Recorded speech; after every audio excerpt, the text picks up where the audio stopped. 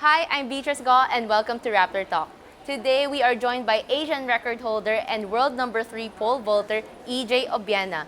In 2022 alone, EJ became a two-time SEA Games gold medalist, won a historic bronze medal in the World Athletics Championships, and won first place in 6 out of his last 8 events, including topping world number 1 Armand Duplantis. So, thank you EJ for joining us and welcome to Rappler Talk. Oh, please, thank you. Thank you for having me. Yeah, so how's it been? Like you came home to Manila for a few weeks just to rest and recalibrate. How was it? What did you do? I thought I could have some downtime, but I think I've been more busy than ever and a bit overwhelming. Never thought it would be this much people would be welcoming me. Yeah, you were mentioning to me earlier on that there are so people like suddenly recognize you already. But then were you still able to reflect and like at least recalibrate for what's about to come? Well, I had a few days of rest. I wouldn't say I've fully, dialed down and actually reflected on the things that have happened and I have the things that I have done. So, hindi pa. I think I'll have that during preseason. I think I'll have not a lot of downtime, but of course, in Formia, there's not much to do, which is a good thing from time to time. I can, really get into it. So I guess those things are gonna happen there, not here. Yeah. So what were the highlights of your trip back home? Well, mostly my vacation. I would say the Palawan trip with my girlfriend is probably the best, and that's gonna be the highlight. Meeting some of the people that helped me, and like Pia Cayetano, Bambo Tolentino, and of course the new president. Yeah, and the new chairman as well. Actually, we're planning some kind of thing hopefully next year. So yeah, those things are probably gonna be the highlight if the events actually push through. Yeah, and these are also crucial events as well for sure. And then I guess like it's been also a year. What a year for you. Like I was just mentioning your highlights, right? But then this year actually started with like the expulsion to the national team. It was just a difficult process with your COA, also the liquidation. So how could you assess this year for you? Well, it has the both extreme highs and lows. I think what made the highs special is because I came down from a really low. Starting the year with the surgery on my knee, meniscus tear, cleaned that up, and then got as you said, expulsion. I was kicked out of the national team for reasons, whatever. Then COA cleared me, so that's a good high. I mean, I was happy that things finally came out, and after that I got COVID, missed 2 tournaments, World Championship. My fitness, my health was in question. Kind of needed to be smart on how I play things, and then won my first World Championship medal. Yeah, so it's really been a roller coaster ride, but it's nice to end the season with a win and I think on a positive note, and looking forward to what I can do hopefully next year without the lows and the extremes of what happened this year. Yeah, and were you also able to mend like whatever happened early on this year? Like how's your relationship with Patafa now? Well, with Patafa, I think we're okay. I'm talking with Mr. Capistrano, the new president, and I think I'd rather deal with one person in the whole federation to, how do you say, avoid miscommunication. And I think moving forward, we've recommended to PSC to really please pay my people directly, and Chairman Noli actually said yes. And so far, I think those are the 2 biggest things that, how do you say, the root or the cause of what happened before. So I think we're trying to polish that out and make sure that it won't happen again. So I'm guessing it's okay. It's getting better.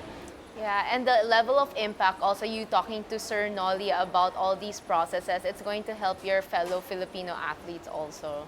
Yeah, I mean, that law that's still soon to be approved headed by Senator Pia, is still in the works. So that's supposed to protect athletes, and in the simple contracts that we sign in the Philippine Sports Commission that we don't even fully comprehend. Not everybody in the national team has the capacity to have a legal team. So I think that signing a document such as legally binding documents needs to be, taken care of and make sure that these are standard procedures. These are not, something else. And I think that's what Senator P is trying to do to protect the rights of the athletes. And I think moving forward, Philippine sports should have a brighter days. Yes, that's great. So you are also targeting Paris 2024, of course, and that will be your highlight of 2023, just trying to make it back to the Olympics. Are you making any changes to your training? What is there for you to improve on? Well, I have a lot of things to work on. I think we're going to put some more scientific tools that we can use, especially the timing gates, because we realize that I'm one of the fastest in the pole vaulting community, but I don't peak at my takeoff where I need to be. So that is something that we're going to try to polish and hopefully, manage and be able to do. Other things really just be more efficient. I think there's a lot of things that I need to work on, like technical flaws that are still very prominent, and I'm not as efficient as Mondo up in the air. So those are the things that I definitely need to work on this 2023. And you're still going back to Formia, Italy, right? Yeah. And still training with Vitaly Of course, Petrov. with Vitaly, with Thiago, and Bokai. Yeah, how's Vitaly doing? He's good. He just had his birthday yesterday. No, on the 6th, sorry, 2 days ago. And yeah, he's okay. He's with family now, enjoying his time off, because then it's going to be another year of me and him face to face. He gets tired of my face from time to time. So yeah, he's enjoying his time, and I think soon it's time to get to work again. Yeah, and he'll have to not get tired of your face because you'll be with him for 2 years straight. Yeah, he needs to have his patience yet again. Yes. So, a part of peaking, as you were talking about your performance, and of course, I know the goal for you is 6 meters. So, what do you have, or what's your plan, and like how achievable is the 6-meter mark for you? I mean, as I said, there's not really big changes that I need to do. During the World Championship, they have a analysis there. When I jumped 94, it was actually the height that I peaked I was like 8 centimeters away from the bar, and the closest I was like 6. So technically, that's 6 meters. The bar was just not set at 6 meters. So do I need to change anything? Is it doable? Definitely. I think it's just a matter of time. I just need to stay consistent, keep training, and really focus on the task at hand. Yeah. So what are the current challenges, or are there other challenges that continue to be a challenge for you right now? Well, we're still working on my budget. Hopefully the Philippine Sports Commission will be able to do process and release it. Because there was some approved budget before that was requested by the old administration, not the PSC, the old administration of Qatar, to be cancelled from what I learned. So then we're working on getting that process, and hopefully we'll get our funding because I haven't received until from January. So we're still working that out on how things are going to go. But I'm looking at the brighter side because everybody's on the same page. So I hope this time we'll get it right. Yeah. Are you still doing everything alone? Like, just to clarify. Yeah. Anymore. I can't, and I know that I need help. Have a team of accountants from NLS Consulting. They were kind enough to actually do all the dirty work. I just send them the receipts. They pile it up and back up and have a copy and actually talk to the Philippine Sports Commission to get things done. So they actually also had recommendation to the Philippine Sports Commission, as they handle mostly corporations on how they deal with the expenses and this and that. So they have actually recommended some stuff to ease, the burden from the athlete and also from Philippine Sports Commission. Yeah, so at least you have a lot of supporters and a lot of help right now. And I guess we can, in terms of your support also, so what has changed and what has really helped you also in your career as a national athlete? I think I've been very lucky. I've met people who are genuinely, truly caring for me, like Mr. Lafferty, out of the blue, not the same nationality, truly cares for me and made sure that, I am able to do my job as an athlete, which is to train and perform, even with all these things going on, as you know. And I found a few people as well in the Philippines who are, helping me out. My lawyers, my legal advisors, and everything. They made sure that during that time I'm able to compete and at least from time to time get my mind off those things. And all the things that I've won is not because I just am who I am. I was able to pull that off because I had people behind me. And as I said, I've never been blessed enough. I've never been thankful enough for this. And I just hope that we keep pushing forward, and I hope we do something historic in Paris to be, at least a nice payment or a gift for them. Yeah, and of course, the Filipinos are also very proud of you, very supportive of you. What can you say about your Filipino fans? Well, to be honest, right now, quite overwhelming. It's been amazing, flattering, even.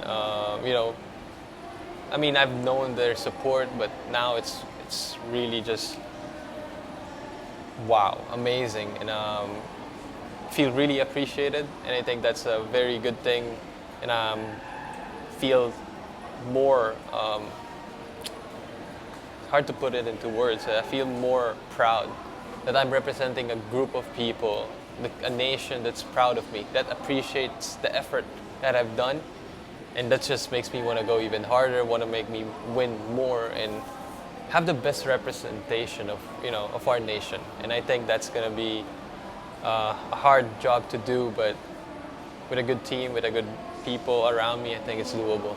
Yeah, and come to think of it, right, news articles were popping out before of like offers of changing of nationality and all that, and now I think like sticking by your decision, this is the impact that you are making. I hope it's a good impact. Yeah. Do you have any like interactions with some fans recently of like, people getting inspired by you to actually do pole vaulting in the Philippines, which is still really rare? Yeah, I would still want it to be better. Of course, I've met some people who are asking, oh, I want to try that. How do you do that? Which materials, I think pole vaulting is growing as a sport in our country, but I still think it's far from where it should be. So that's something that I still want to work on. But with the fans and interaction, there's been quite interesting people. In El Nido, we were paddling with my girlfriend, and then someone grabbed our kayak, and they're like, "Oh, you're EJ Obiena, can we have a photo?" It was cute because it was like a middle-aged woman, and it's like, it's nice. It gets kind of scary from time to time, but overall, it's been really nice.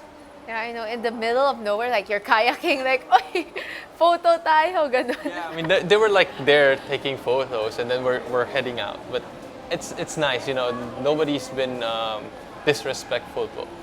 Yeah, all right. And to just sum up everything, EJ, like what's your message to Filipino fans? And can you just like also talk about your dream also in this season you're going to be in? Well, to all the Filipino fans, first, I want to say thank you so much. You guys have been nothing short of amazing, and I hope you guys stick around. And it's gonna be one heck of a ride going to Paris. And I can promise one thing: I'm gonna do everything that I can, and I'm gonna give it all my best. And I hope, come that day, we're bringing home something and make you guys proud.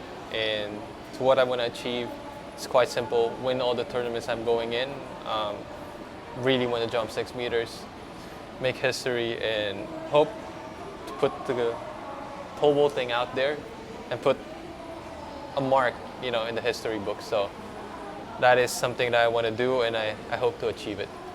All right. Okay. Thank you so much for joining us, EJ. And to everyone, stay tuned for more updates and stories on EJ Obiena as he goes for his Paris 2024 campaign. Again, this is Beatrice Go. Thank you for tuning in.